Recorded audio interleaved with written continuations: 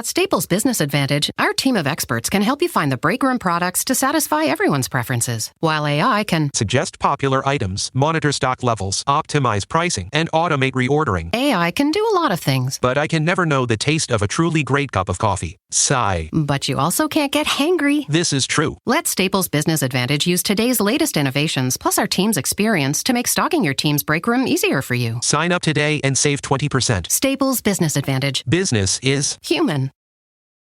Luxury is meant to be livable. Discover the new leather collection at Ashley with premium quality leather sofas, recliners, and more, all built to last. No matter how many spills, scuffs, or pet-related mishaps come its way, the leather collection at Ashley is made with the durability you need for the whole family. Shop the new leather collection at Ashley and find chairs starting at $499.99 and sofas at $599.99. Ashley, for the love of home. To get the Crime Writers on After Show right now, go to patreon.com/partnersincrimemedia. I'm Rebecca Lavoie, and this is Crime Writers On.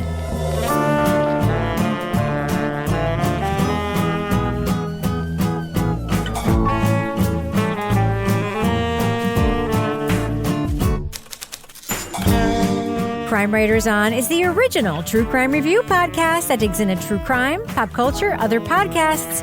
And on this episode, they promised a concoction that would cure cancer, prevent COVID, and treat autism. But what people were actually drinking was bleach. We'll talk about the latest season of Smokescreen, Deadly Cure. Joining me to get that done and more is true crime author, TV journalist, and host of These Are Their Stories podcast, my husband and love of my life, Kevin Flynn. Hello, Kevin. Hello, Rebecca. Also with us is our resident Doubting Thomas, the author of the City Trilogy of novels, host of the Strange Arrivals podcast, about to drop its new season, and our Patreon Deep Dive Book Club podcast host, Toby Ball. Hey, Toby. Hey, Rebecca. And again, filling in for the vacationing Laura Bricker is our very, very special guest host, our handsome line editor, Livy Burdett. Welcome back, Livy. Hello, Rebecca. All right, so Kevin. Yeah. This is obviously Monday's podcast. Yes, it is. What is happening on Thursday's show? Well, on Thursday, we're going to have a Crime Writers on Classic Rewind. Really? Because we are currently on a beach somewhere. Yes. So we're going to be looking back at our review of the classic true crime podcast, Done Disappeared. Oh, my God. Is this classic review is going to re-ruin my friendship with Payne Lindsay? Yes I or no? don't think so. Are you going to listen to it before we drop it in the feed to make sure? No, I'm not. It's just going to stand by it, Rebecca. Is Payne Lindsay going to listen to it again? It's fine. I doubt it. But we're going to come back a week from today, and on Monday, we're going to be talking about the new podcast, You Didn't See Nothing. What's that about? I'm not telling you nothing. Something we didn't see? Something you haven't heard yet. Okay. Well, I would like just to get right to the review that we want to discuss, because I know some of us have a lot to say about it. So are you guys cool with skipping some chit-chat and getting right to it? Like, what chit-chat were we going to have? I don't know. Let's just get right to it. Livy, how you like doing this show so far? Yeah. I love it. It's so fun. Are you going to be dropping drops of bleach in Laura Bricker's wine to try to get rid of her and take her spot? To make her healthier than ever, Yes. Perfect. Well, the one thing that's good about having Livy here is that she hasn't been distracted by any cats walking behind her. I was about to say, Yeah. we're missing out on the pet interaction. There haven't been any moments where we've had to be like, Livy, focus. Jeez. or at least mute yourself. That's right. I think our listeners should know that Livy hears everything that happens during our tapings. She hears what happens before we start, in between the two shows we tape. The good, the bad, the coughing, the sniffing. After. The ums and ahs. Maybe before someone comes in the line, she might hear us talking shit about that person. I don't know. She hears it. Oh, she's nodding. She was nodding to that one. Not All about right. you, Toby. Never about After you. show. After show time. All of it. Okay. She's got the tea. All right. So, even when I go to the bathroom, she hears the shit Kevin says about me. She hears all of it. All of it. She hears the marital discord, all of it. The all-knowing, all-seeing trash heap. It's so funny because our listeners... It's a Fraggle Rock reference, yes. Our listeners probably don't know this, but like Livy's mom is one of my best friends. Sometimes I like go for a walk with Livy's mom and she'll be like, so I heard this about Laura Bricker, and I'll be like, how do you fucking know that? And she'll be like, well, Livy heard it when she was editing your podcast. Is Kevin still mad at you? Yeah, I heard that you and Kevin had a fight about whatever. I'll be like, oh my God, I completely forgot. Yeah. Your daughter. I live with my parents in New Hampshire, so this, like, the drama of listening and editing Crime Writers On is one of the highlights of my week. Yes, but you're also close with your parents. Even when you don't live with them, you'll probably still tell them all the shit. Oh, yeah. Because they're cool. Let's face it, they're cool. Okay, so now can we get to the thing we're talking about? Hey, you're in charge of the show. Don't look at me like I'm the one that derailed all All this. right, let's do it. We have a miracle cure to get into. Let's drop that first clip right now. Leading off. It's a story about a man and a magical potion. Something he says will save the world for just a few dollars a vial. But there's a catch. That potion, it might also kill you. Believing they found the cure to aches and pains and serious diseases, Jim Humble and Mark Grenon create a church espousing the use of miracle mineral solution. But what people are consuming isn't medicine, it's diluted bleach. I was taking 15 drops of that stuff 3 times a day, and guess what? I got rid of my MRSA. MMS is sold around the world, promoted by the church as a panacea for malaria, autism, cancer, and all common ailments.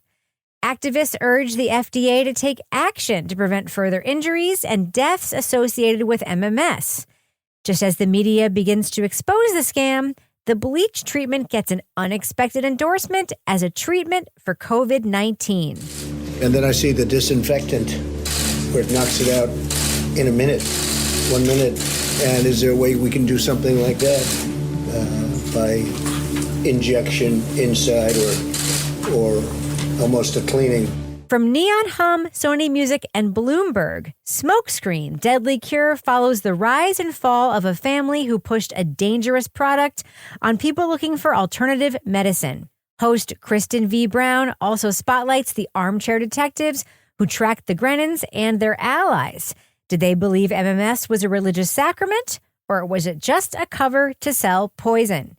Spoiler alert, we are going to be talking about plot points from Smokescreen, Deadly Cure. So if you want to remain spoiler-free, go to the estimated time code in our show notes for our thumbs up or thumbs down reviews. So, Livy, your first note coincides with one of mine. This podcast never talks about what ingesting MMS actually does to a person. Yeah, it's literally drinking bleach. The podcast, I feel like, does not do a good enough job of emphasizing the fact that this MMS shit is quite literally completely poison. And it will probably, I mean, you don't know what it does exactly because it probably burns your stomach lining from the inside out. But we get one, I'm probably getting ahead of myself, but we get one scene of a woman who... One victim who takes a single dose of MMS and dies probably 20 minutes later. And I felt her all of a sudden go limp while she was, and I remember this. It's one of the most awful memories I have is that her eyes rolled back in her head. Literally, just it's when her body went limp and her eyes rolled back and disappeared. And then we hear nothing about her after that. And there's no follow-up on what exactly happened in her body and what happens to other people's bodies when they ingest this stuff. I mean, some people are ingesting it or using it on their nonverbal autistic children as an enema, and then they're passing things that are advertised to be like parasites, but they're probably just stomach lining. But the podcast really doesn't do enough to say people are drinking bleach because they're being told that it will help them when it's quite literally poison that can kill you and this has is how. killed people. And this is how, Yes. and this is why. Yeah, this is my issue too. And also, they never get into like, does this substance actually do anything? Because most conspiracy theories and most things have some have some tiny grain of truth or some tiny grain of like, this is why people think it works, right? Like the snake oils. Right. thing, yeah. Or like even like ivermectin, like there's some like obscure study that happened that people can point to or whatever. But like, yeah, like there's nothing there that they ever point to. It's just like, it's bleach. And they just kind of leave it there. So I completely agree with you on that. Think it tastes good? And there's a similar thing, Toby, with religion, because we hear that the Grenons formed a church, but we never hear anything about any sort of religious doctrine or church, foundational stuff. We just hear that they made a church. We also don't hear about any tax structure. That reason why we just hear there was a church, there were sacraments, but we don't hear anything about follow. Like, what do you think about the sort of church portion of this story? Yeah, so they do give you the sense that there's not much there, right? Because the couple of churches they talk about where they go and visit, and it turns out to be like people's apartments. And there's like clearly like people aren't gathering there to worship or anything. They're basically just moving product. Yeah, I mean, it seems like the Grenons' sort of collective understanding of the Constitution seems a little flimsy, but they do seem to have sort of glommed on to this idea, in addition to the fact that they apparently read Congress shall make no laws and then didn't like go and read the second line of that. It's like maybe they had to turn the page on that. They use that audio enough. Quite a bit, yeah. Oh, at the house? It's nuts. But then this whole idea that like, oh, we're a religion, so you can't do anything to us. Like, we're a religion and these are our sacraments, so, fuck you. And when the cops show up, which is another thing they played a couple times, and the guy's like, go, I don't recognize your laws, Okay, I got you guys. Guess what? I'm going to the sheriff with this. The first the Constitution, the First Amendment says Congress shall make no law. Okay? I don't have a law. And you are harassing me? It's clearly flimsy, but they, for an investigative podcast, they don't really investigate it, right? I mean, they just they give you a couple little sketches of what they run into.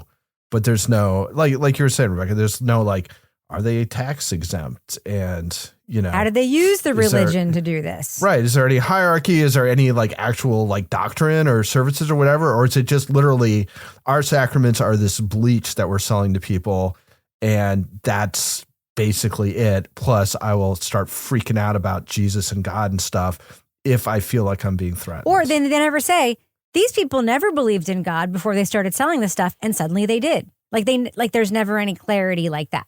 I think they were always religious, though, right? Wasn't that? I mean, I felt that was part of it. I don't know. Well, the way they talk on the podcast. The podcast that came out after they started selling the MMS. Yeah, well. Yeah. Look, I'm not going to defend. Is it Mark, the one who sounds like? I don't know, because there's so many Grenons. I thought there were 2, and then suddenly there were 4. It's Mark. Like the Grenons, like tribbles, they all of a sudden multiplied halfway through the podcast. I thought there were 2 in Florida, and then there were 2 in Colombia, and I'm like, what happened? And I'm like, oh wait, there are 3 sons? And then I was very confused about Jim Humble.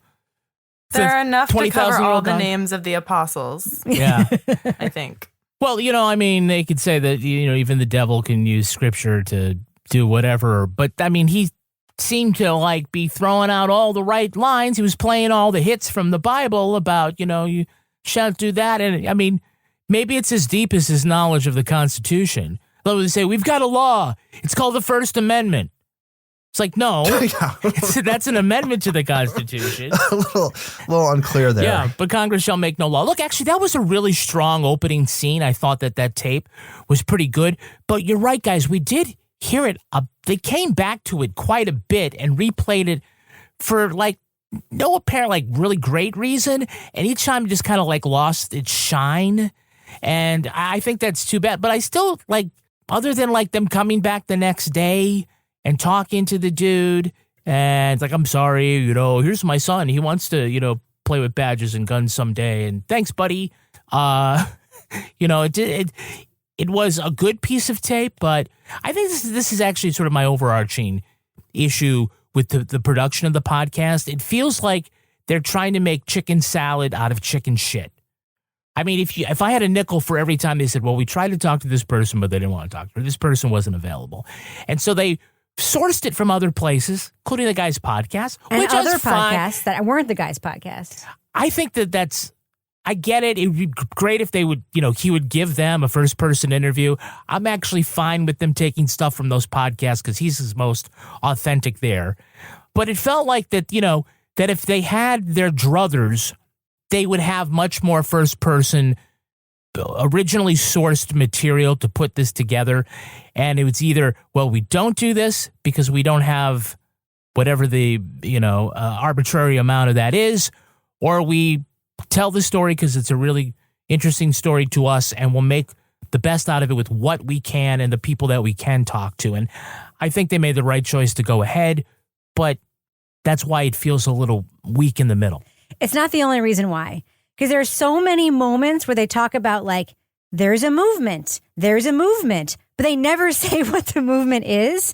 And one of them, Livy... Don't you know? No. This is the thing. They hint to, one of the things they hint to, Livy, that I think is actually super worth getting into is not the right-wing COVID-19 Trump shit that we all know about. And it's not the Jenny McCarthy vaccine one we know about. It's the wellness sort of moment that has made this like non-mainstream curative bullshit like possible, that they like hint at a couple times and chew at the edges of, and now this is why this is on Etsy, right? But they hint at it. They're like, we all know people like this. And they say a couple things like that, like, we all know and we all know. It's like, there's all this little chewing at the edges of like, we know people. And it's like, but they never say like, what are you talking about, right?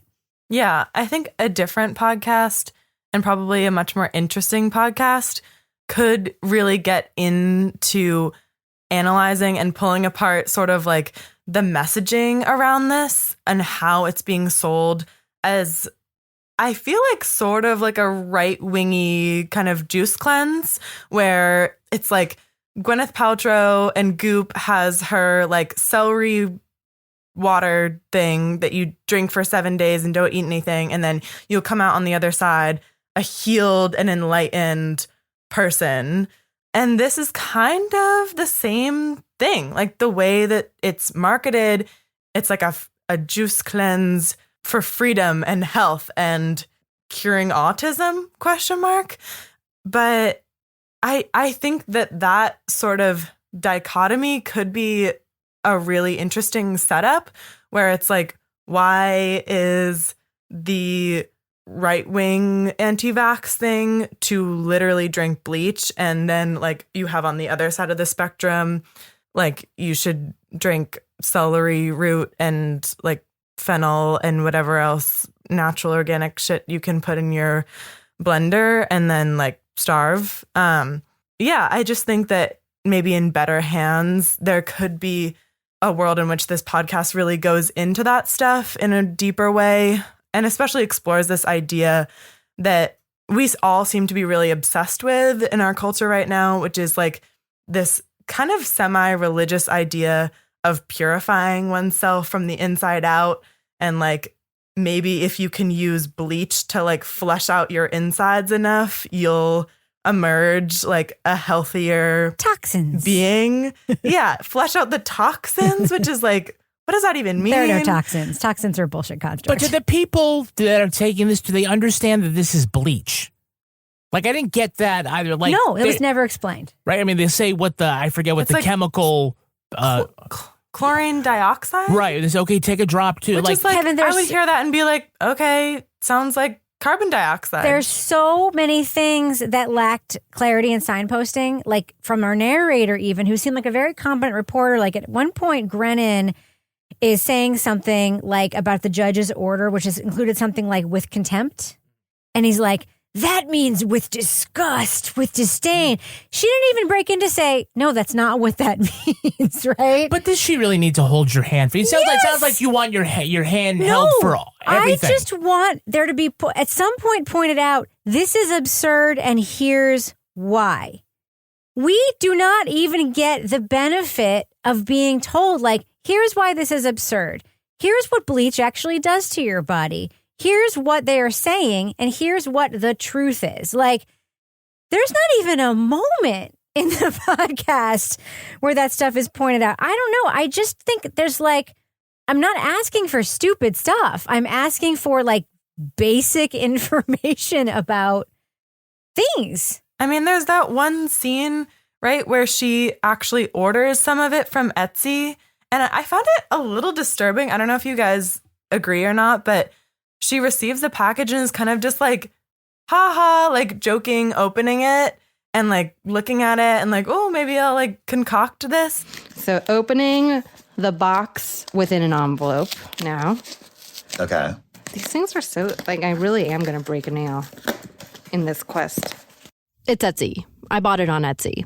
Oh, it's cute. It's like very sweetly packaged. Oh my gosh. It's literally fucking bleach water. And she's not saying like, oh, this is poison that I just got sent in the mail and you're supposed to use it to like purify your water or drink it. They never even say whether using it to purify your water is bad. Yeah.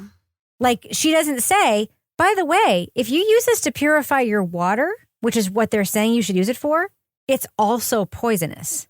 You're drinking water? Yes. That's what the intended use is. That they're saying, right? That's not good. You know what else isn't good, Kevin? Interrupting your podcast for the business section. Oh, wow. Snap. I did it to you this time. Wow, look at that. Yes. Like, look at Livy. She's like, that's how that happens, huh? It just actually happens. Yeah, just slip it in. That's what she said. Unscripted. No, the yes and work here is really fantastic. Yes, yeah. You're impressed, right? Yes. Yes, so, Kevin, what's happening on our Patreon right now? Well, if you go to patreon.com/Partners in Crime Media, you'll get almost 340 exclusive podcasts. What are you shaking your head for? Last week you said it was 340. How can it still be 340? No, I said 335. Okay. So I think right now it's 338. I just edited that. You said 340, and then you admitted it was 337. Just saying. All right, why you gotta like... Why you gotta fact check this part Rounding up. Is that not good enough a number? I love it. I still can't believe it's 340 when it was 300 2 weeks ago. It's well, incredible. Some of those podcasts are called the Crime Writers on After Show. On the latest After Show, we talked to Livy Burdett about why the fuck she took this job. True. We also money. That's why she took this job.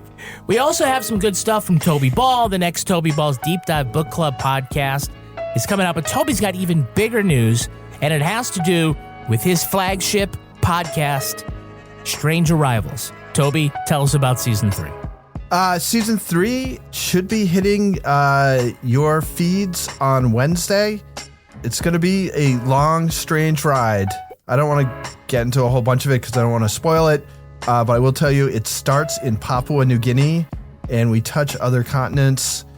Hopefully people will like it. If you like the first 2 seasons, it'll be in the similar vein. Toby, it's funny because I don't remember you recording this show from Papua New Guinea. Yeah, I didn't actually go on site to a lot of these places, unfortunately. Well, congratulations. 3 seasons Thanks. is fantastic. How many episodes is the series? There's 12. 12 episodes. Can I make a plug, Kevin? Sure. So today is Monday, right? Yeah. I believe today is episode 4 dropping of Bear Brook from New Hampshire Public Radio, and I have one plug to make for episode 4 of Bear Brook in particular. Yeah. It's my favorite episode in the series, aside from episode 8. It's my second favorite episode in the series. It's an instant classic episode. I would highly recommend... I have no skin in this game. I don't make extra money or a bonus or anything if you listen to episode 4 of Bear Brook. I would highly recommend listening to this episode. It is freaking fantastic. It is like your mind will be blown. That's all. You know what I love? Why I love doing this show and learning things is that I just watched Olivia Burdett mute her microphone when she sneezed because she knew she'd have to edit it out later. She didn't do that. Yay! Yes. Yes. Meanwhile, Laura would just be like, Rocky Flintstone! Exactly. Yeah, it'd be like a cat, like... Rocky! Rocky! Will! Stop playing with the internet, Will! God damn it. Remember how many times we'd yell at Will because he'd play with her computer, try Laura, to record? You do remember you're making a podcast, right? Yeah, for a living. I also want to note the contrast between my pushing Strange Arrivals and Rebecca pushing Bear Brook in the Rebecca clearly has greater pitching chops. Yes, I work for public radio, Toby. Come on. Laura busted into that like that little kid on the video where Dad was on the BBC and boom, and walks right in. That's you, Rebecca. Yeah, that's right. Elbows out.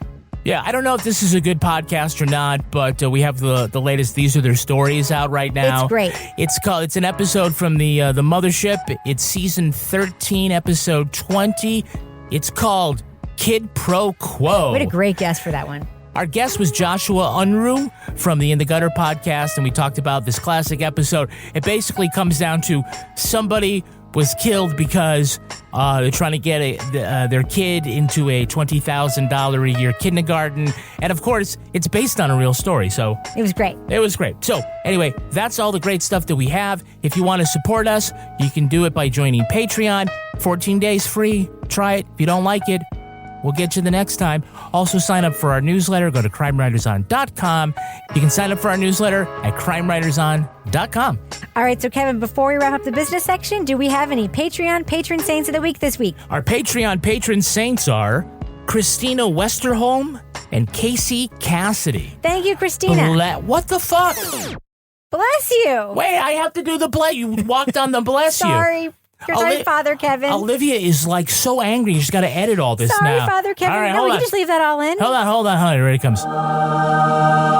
Bless you. Bless you guys. Bless you, Christina. Bless you, Casey. I'm sorry I stepped on your bless you. Thank you for everyone muscling through this business section. And I'm going to go ahead and play that music out right now. At Staples Business Advantage, our experts can help you find furniture that fits any design and budget, while AI can recommend products based on preferences, generate 3D models for visualization, and optimize space planning for office furniture. take advantage of our team's eye for style and design. And my eye for, wait, I have no eyes. Only algorithms. Let Staples Business Advantage use today's latest innovations plus our team's experience to make furnishing an office space easier for you. Sign up today and save 20%. Staples Business Advantage. Business is human. The friendship is sharing deal. Because I want one of your McNuggets. And I need some of your Quarter Pounder. There's a deal for everyone at McDonald's. Get one favorite like 10-piece chicken McNuggets, a Quarter Pounder, or a Big Mac and get another for just $1. Price and participation may vary. Valid for item of equal or lesser value. Luxury is meant to be livable. Discover the new leather collection at Ashley with premium quality leather sofas, recliners, and more, all built to last. No matter how many spills, scuffs, or pet-related mishaps come its way, the leather collection at Ashley is made with the durability you need for the whole family. Shop the new leather collection at Ashley and find chairs starting at $499.99 and sofas at $599.99. Ashley, for the love of home. So, Toby, what do you think about the intersection between MMS and the autism community? I mean, we hear about, of course, Fiona being one of the bleach hunters, but we hear about this woman, Carrie Rivera, who has, written this book basically marketing MMS as this grand solution for autism. Yeah, well, for whatever reason, it seems like the autism community, or at least some elements of it, are distrustful of sort of the medical establishment. We already talked about Jenny McCarthy. It seems like it's probably, for this woman, Carrie Rivera, probably sees it as, a market. I think she said that she cured her kid with this, which, obviously has to be a lie. But that whole part of it was horrifying. The way, again, and Livy mentioned it earlier, like in some cases, non-communicative kids with autism getting bleach enemas, essentially. The wording of families saying they had to all come together to pin their child down because they were running away. They were running away when they saw mummy coming with the enema kit. It's child abuse 100%. If they're sloughing off their stomach lining because of something you're doing to them, I think that fits the definition. Anyway, so again, it's a grift. It's taking advantage of people who are dealing with very difficult situations.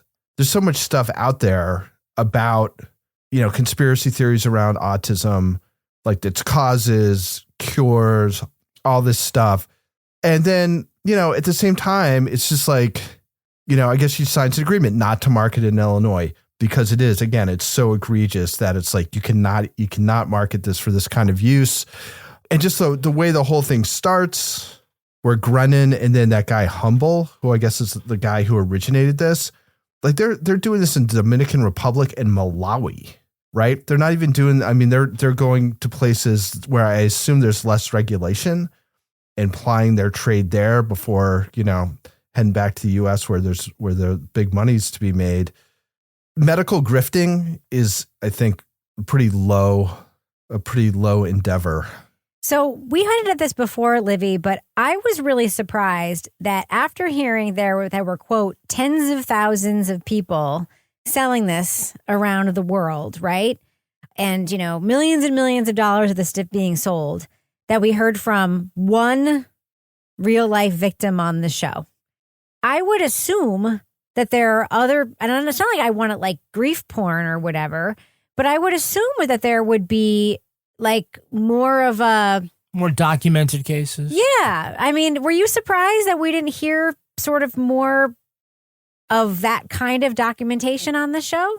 Yeah. I think the more I sit with this and the more I think about this podcast, the more weak the journalism starts to seem and the more it kind of starts to come apart, where, yeah, it seems like they didn't look for, or at least didn't find many people to kind of testify to the effects of this stuff, either on like the, oh, it helped me side. We didn't even get anybody saying that. And we also didn't get anybody saying, except for this one person, it fucked me up. And that's just really weird. Like, I think you mentioned this earlier, Rebecca, but the sourcing on this and the interviews that they get from people, there's so many times when the host would say, oh, this person didn't agree to talk to us, or we couldn't get in touch with this person. And it's like, if Dan Taberski can get a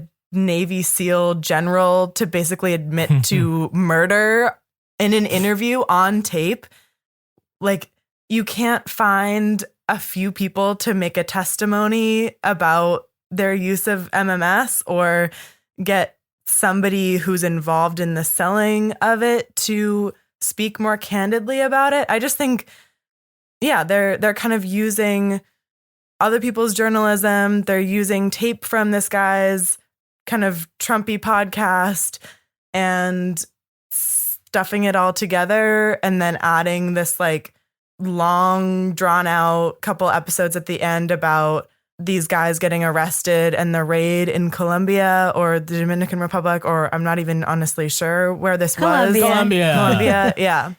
And the configuration of their house and there being a courtyard in the middle. Yeah. And I was like, just like, why am so I hearing much detail this? about, instead of like, I remember that part. Yeah. I didn't hear what I wanted to hear, but I heard a lot about their fucking house. Well, I found myself being distracted by these very basic mistakes, which shouldn't matter. Like, there are a lot of podcasts that have very basic mistakes that I just ignore or don't matter. But in this podcast, they really stuck out. Like, in one episode, they were like, this time Fiona was using a new alias, Mary. And I'm like, that's not new. We literally just heard her using that alias like 10 minutes ago. Or, there was one section, which, by the way, it happens, where they actually had cut like the same audio twice. Like, we heard it literally within the same 5 minutes. It was an editing mistake. And I'm like, there was this tape from the Grenon podcast over and over and over again that added nothing. Like, they would just literally play tapes from the Grenon podcast. And I'm like, fine, that's the tape you have. But then there were other times where they actually played tape from somebody else's podcast of a source in the story. It's like, they wouldn't talk to him, so we're playing tape of somebody else's podcast. Okay, but I agree with you that if you can't find that person, find somebody else. Like, don't mention the person and then find somebody else who can speak to that thing. Like, that is a standard sort of journalism thing. You can't find that source to speak to that thing. Find somebody else from the law enforcement agency or whatever who can speak to the thing. Toby? I guess the only thing I would say in their defense is that I think there's some value to having those interviews that are in a certain ecosystem in which they're comfortable talking about these things in a way that I don't think they'd be comfortable talking to the journalists working on this podcast. Yep. So I think if you really want to demonstrate that attitude that they have, I think that may be the only way to do it. That being said, there's nothing keeping you from doing both. Right. So I thought there was some value to that. I mean, I do think knowing the context in which these claims are made is important. I don't think they necessarily do a great job at that, but I do think pulling some of those, like both from his podcast and then from these other podcasts, I think was moving in that direction. You brought up Fiona. Can we talk about Fiona for a second? Oh, and her subterfuge? Yeah, so we meet Fiona like early on, and she is, a mom activist, and also was she an academic as well? I don't know. Yeah, and we also don't really get a sense of like they said she was a controversial person. We don't know why she's a controversial person. I didn't pick up that she's controversial. Yeah. But, she's one of the sort of armchair detectives, that are out there kind of following the Grenons around and trying to, locate them. But then at the end, we get part of what she's doing is she's making phone calls. And even the host has to say, okay, she's not great at accents. Yeah. And they collect from you personally. They're quite. No, okay. No, that's okay. That's okay. You're great. Love you. God bless you. Bye. I love you. Bye. I thought that was some great tape. Didn't you want to know why she was taping the phone calls or for whom?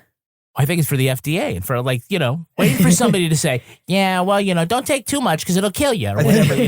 I think she was they talk about how she doxed some people at one point. I mean, it sounds like she was using aggressive tactics that they don't really linger on, but they do mention, I think. Yeah. So, Kevin, do you think that Trump brought up bleach at that press conference because the Grenons wrote him that letter? No. You don't? No. I mean, we don't. He's riffing, right? Like he always riffs, and apparently they even, but they he's didn't on point Telegram and stuff. But Trump was. But they were pointing out at the time that that he had just received this briefing. And somebody had mentioned cleaning bleach, and of course, the way his mind works, nobody thought he would. That wasn't brought on because he received, a single letter. I'm sure he hasn't read a single letter that was sent to him, which is why he brought them all to Mar-a-Lago so he could read them there. Whoa. Yeah, but he certainly. But the thing about Trump is that you can @, Kevin P. Flynn with your tweets, and you can write to crimewriterson@gmail.com to Kevin P. Flynn. Yeah, he was not, his comments about bleach were not informed by the MMS movement. But like with so many things with Trump, he's like at this nexus between certain fringe forces that are seeking validations in their suspicions of things like Big Pharma, like the government, like the media. And so, it's got that same kind of rhythm to it. And so that's why people sing to it. Yeah. At Staples Business Advantage, our experts can help you find furniture that fits any design and budget, while AI can recommend products based on preferences, generate 3D models for visualization, and optimize space planning for office furniture. take advantage of our team's eye for style and design. And my eye for, wait, I have no eyes. Only algorithms. At Staples Business Advantage, furnishing your office is easy. And with the best warranty in the business, we're committed to you now and down the road. Sign up today and save 20%. Staples Business Advantage. Business is human. The friendship is sharing deal. Because I want one of your McNuggets. And I need some of your Quarter Pounder. There's a deal for everyone at McDonald's. Get one favorite like 10-piece chicken McNuggets, a Quarter Pounder, or a Big Mac, and get another for just $1. Price and participation may vary. Valid for item of equal or lesser value. Luxury is meant to be livable. Discover the new leather collection at Ashley with premium quality leather sofas, recliners, and more, all built to last. No matter how many spills, scuffs, or pet-related mishaps come its way, the leather collection at Ashley is made with the durability you need for the whole family. Shop the new leather collection at Ashley and find chairs starting at $499.99 and sofas at $599.99. Ashley, for the love of home. Okay, let's do what we do. Let's let our listeners know, should they check out Smokescreen Deadly Cure? Toby Ball, what do you think? Thumbs up or thumbs down for this podcast? I wanted to like it. So the podcast looks at like at least a couple of issues, which I think are pretty important, misinformation and how that spread, through internet, social media, all this stuff. And then quack medical treatments, and sort of distrust in some quarters about the medical establishment. And maybe even a third thing, which is sort of this sort of tendency, again, in certain quarters to sort of dismiss what experts say and instead like kind of trust your instinct about what kind of feels right, like drinking bleach. But I don't know that they really do a good job of sort of explicating any of this stuff. In the end, there's just not a whole lot of there. I mean, it goes on for quite a while. Mark Grenon is kind of an interesting character. Like he sounds like he's doing a Donald Trump impersonation the entire time, but I think that's just the way he talks. Yeah, some of the writing was just sort of strangely bad. I usually I'm driving or something while I'm listening to these things, so I never can write things down when I hear them. But like in this one, for instance, it says somebody opened a door into a world that she would never close. It's like you're not going to close a world. Like I think you're talking about the door, but you've totally fucked up the sentence, so it's not going to work. You have so much restraint, not mentioning the fact that smokescreen is one word and not two. I know that's not these producers' fault because this is a series of seasons. Yeah. But it makes it hard when you're trying to find it on fucking iTunes and you put in smokescreen and you're not coming up with anything. You don't realize it has to be two words. So anyway, it's a great topic. I just wish they'd done a better job with it. So I'm a thumbs down. Livy Burdett, thumbs up or thumbs down for Smoke Screen, Deadly Cure. Smoke space screen. Okay, the thing that I would have liked about this podcast, which Kevin just ruined for me, was that I thought it explained the background of why Trump said, why don't we come up with something that would disinfect COVID from your body? When I heard that in the podcast, I was like, oh, that's such a good explanation. There's some people behind this that explain, like maybe he knew them or heard from them. And the podcast kind of makes it seem like that. And by implying it, but Kevin just told us that that's not actually the case.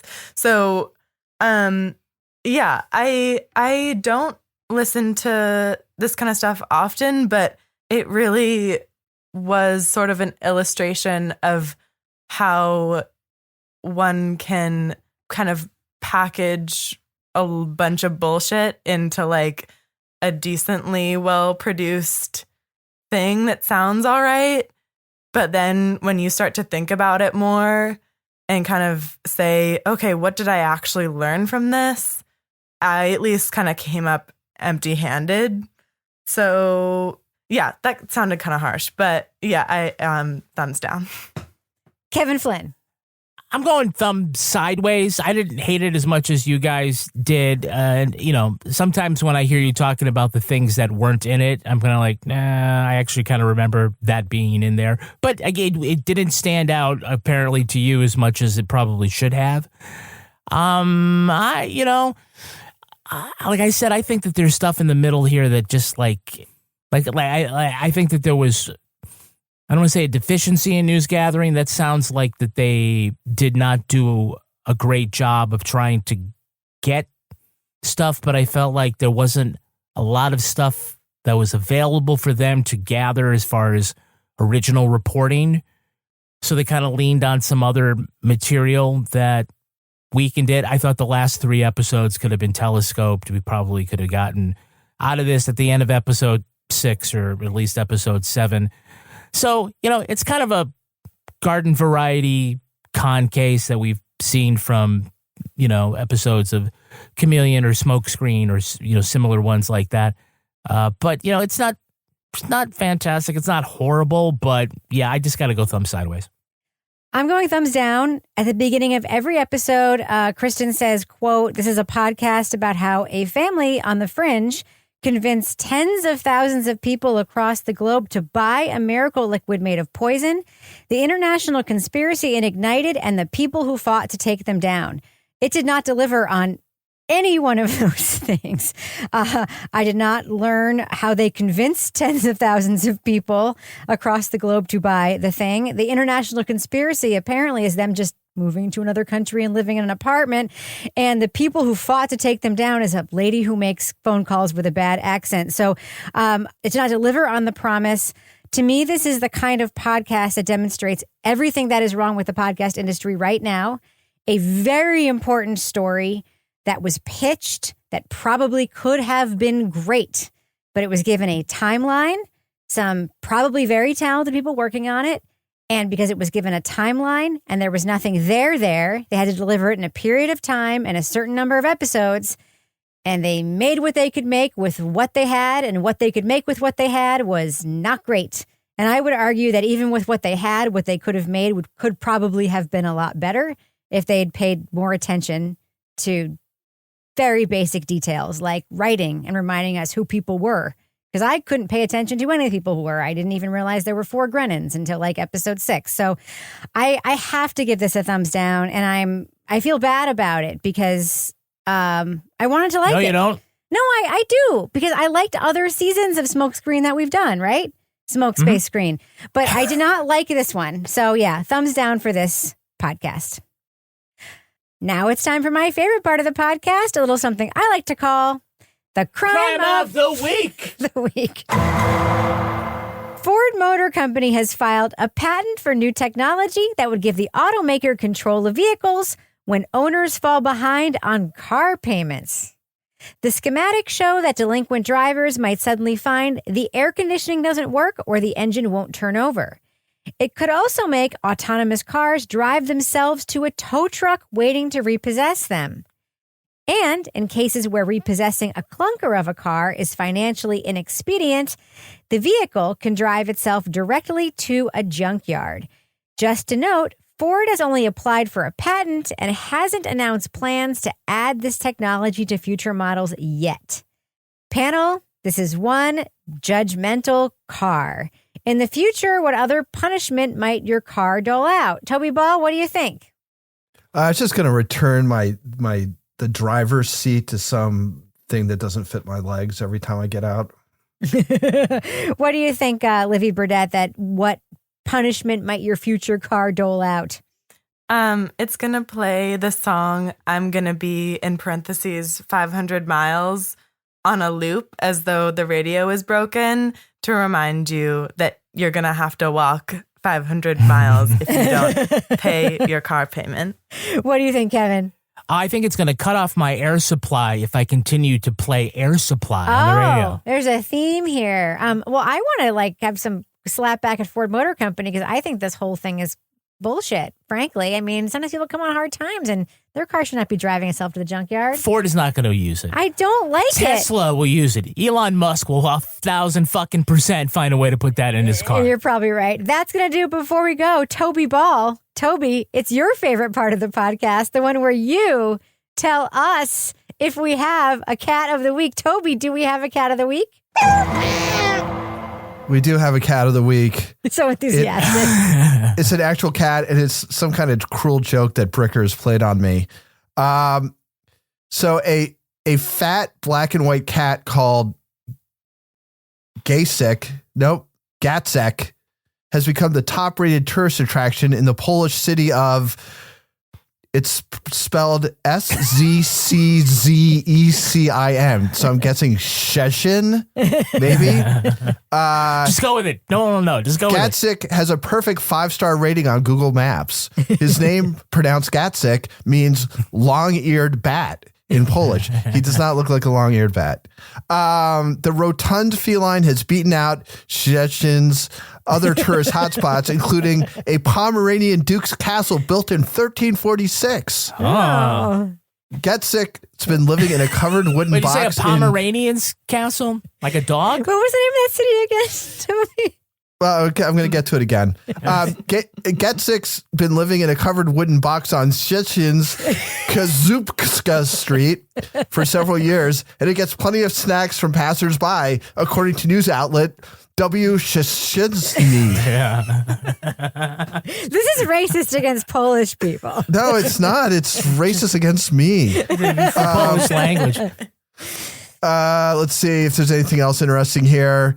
He even began to lure visitors from neighboring Germany, according to Notes from Poland, which has a hyperlink. He has almost 2,600 reviews, according to Mental Floss. And one reviewer wrote, I'm very, very fortunate to have come here and meet this distinguished, gentle creature. One person said they'd flown all the way from Oslo to see him. Nevertheless, his appeal apparently isn't universal. One person gave him a 1-star rating in 2022 because he, quote, stole a sausage. Find it in a letterbox? Yeah, his box is located outside a shop whose workers act as his de facto guardians. They recently put up a sign asking that any edible offerings for Get Sick be left in sealed containers, according to, again, notes from Poland. So that's it. Get Sick. It means long-eared bat. He is in some town in Poland. Named what? It's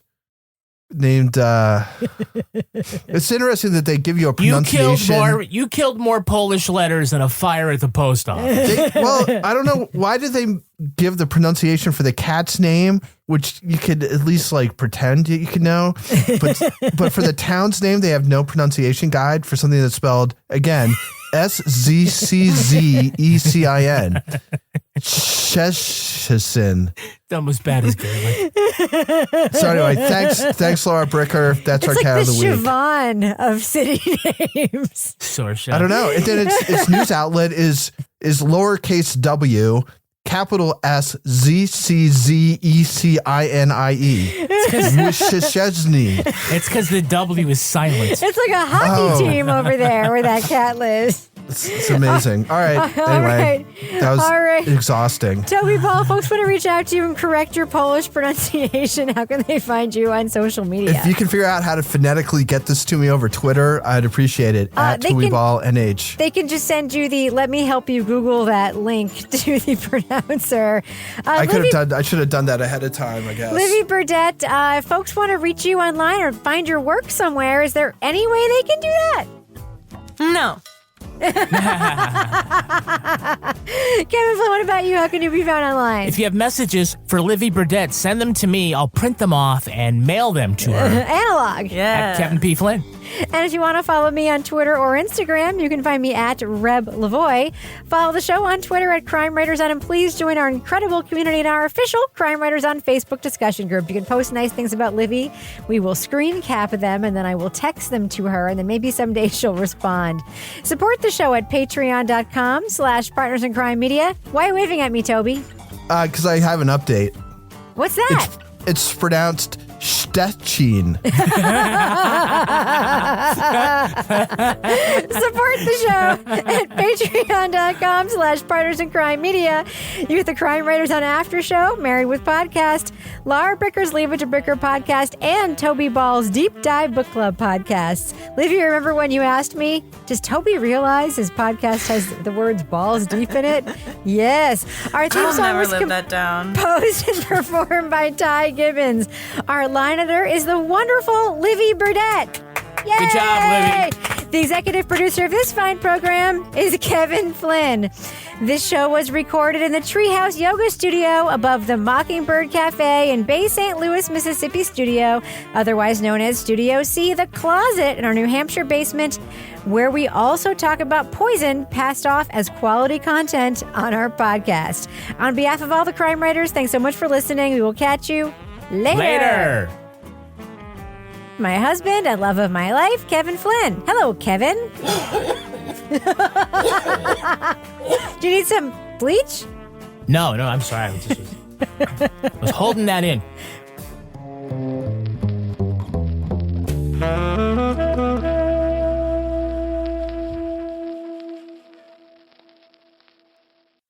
Partners in Crime Media. At Staples Business Advantage, our team of experts can help you find the breakroom products to satisfy everyone's preferences, while AI can suggest popular items, monitor stock levels, optimize pricing, and automate reordering. AI can do a lot of things. But I can never know the taste of a truly great cup of coffee. Sigh. But you also can't get hangry. This is true. At Staples Business Advantage, we help you select from 2,000 breakroom products, so you can be sure there's something for everyone. Yum. Sign up today and save 20%. Staples Business Advantage. Business is human.